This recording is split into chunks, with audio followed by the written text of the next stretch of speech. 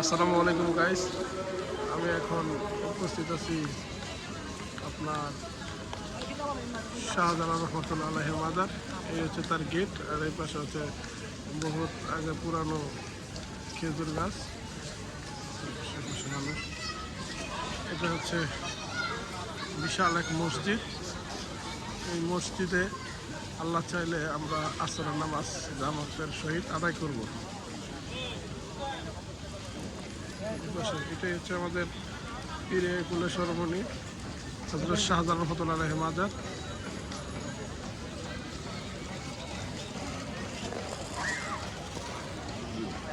মহিলাদের নামাজের স্থান হচ্ছে এই পাশে। ও প্রচুর পরিমাণ কবুতর। আর আমরা যারা যারা আসছি এই জায়গায়, আমাদের এই ট্যুরের সাথে জুয়েল ভাই, আরিফ মাহমুদ, আর হচ্ছে সেলিম, আর আমি